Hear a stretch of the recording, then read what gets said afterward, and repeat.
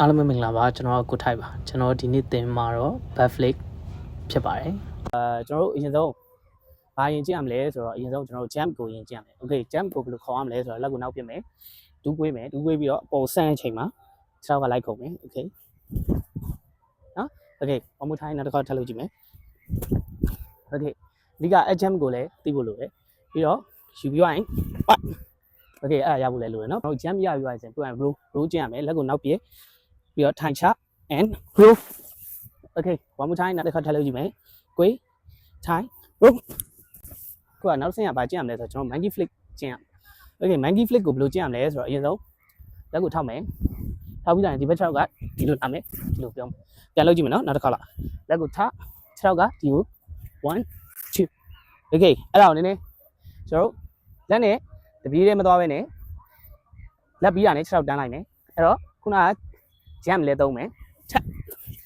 နော် okay one more time နောက်တစ်ခါ and jump okay နည်းနည်းလေးအားထည့်ကြည့်လိုက်မယ်ကျွန်တော် good ဒါဆို monkey flick ရတော့နောက်တစ်ခုအနေနဲ့ဘာလုပ်ရမလဲဆိုတော့ကျွန်တော် monkey flick ကိုမှလက်လန်းထောက်မယ်ပေါ့နော်အဲ့တော့ယူမယ်ဒူးပွေးမယ်ဒူးပွေးပြီးတော့လက်ဒီဘက်လက်နှစ်ပတ် okay ပြန်လုပ်ကြည့်မယ်5 6 7 go ချက်ချက်ချက်ချက် one more time အဲ့တော့တစ်ခါလေးစုံသွားမယ် good အဲ့လောက်ရရင်နည်းနည်းပို့ပြီးတော့ jump ကိုအားထည့်ကြည့်လိုက်မယ်good ဟုတ်လာပြီ one more time နောက်တစ်ခါ jump yes okay balance swing တွေကလည်းဒီကပဲသွားတာနော် okay အဲ့ဒါရပါပြီဆိုရင်ကျွန်တော်နည်းနည်းလေးခန္ဓာကိုယ်တဲ့ကြည့်လိုက် right okay ဆက်ကလည်းဒီဘက်ကိုပထမလမ်းမယ်ပြီးတော့နောက်တဲ့လမ်းမယ်နော်အဲ့ဒါရပါပြီဆိုတော့ကျွန်တော်တို့ကအခု balance swing ကိုနည်းနည်းလှုပ်ကြည့်လိုက်မယ်လှုပ်ပြီးမှသူက back flip ပြင်ရတာပို့ပြီးတော့လွယ်သွားမှာပေါ့နော်တကယ်လို့ပြုတ်ကြရင်တော့မှလက်လှမ်းထောက်တဲ့အကျင့်ဖြစ်သွားမှာပေါ့အဲ့တော့ကျွန်တော်တို့ကဒီလိုနေလိုက်မယ်လိုနေလိုက်ပြီးတော့ခုနက band swing ပြတဲ့အခါကျတော့ကျွန်တော်တို့ဒူးကိုနှိပ်ထားတယ်နှိပ်ထားပြီးတော့ဒီလိုလေးလှမ်းယူရယ်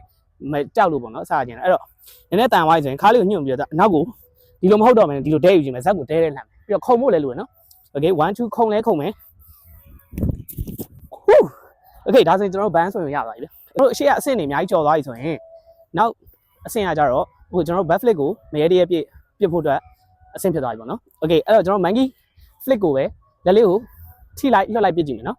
okay အရင်ဆုံးဇက်နဲ့ထိအောင်ပြစ်မယ်ကွာ okay လုပ်ကြည့်အောင်1 2 အထ okay နောက်တစ်ခါ1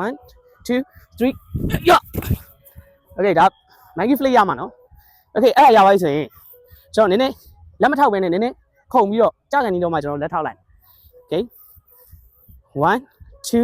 3 okay နည်းနည်းဟုတ်လာပြီနောက်တစ်ခါထပ်ပြီးတော့တစ်စောင်းလေးကိုပဲပြန်လုပ်ကြည့်မယ်ခုံဖို့မမေ့နဲ့နော်နောက်ပြီးတော့အခုကစမရသေးတဲ့အတွက်ကြောင့်ဒဲထွက်เสียမလို့ဒီဘက်45လောက်ထွက်ရင်ရတယ်ပေါ့နော် okay ပြန်လုပ်ကြည့်မယ်ရှိန်မယ်လက်ထ okay အဲ့ဒါရပါပြီဆိုရင်ကျွန်တော်တို့ကျင်တာခဏကျင်ပါနော်အဲ့ဒါရပါပြီဆိုရင်ကျွန်တော် back flip ကိုပြလို့ရပြီအဲ့တော့ back flip ပြတဲ့ခါကျရင်ယူလက်ကိုနောက်ရက်ခုံပိုက်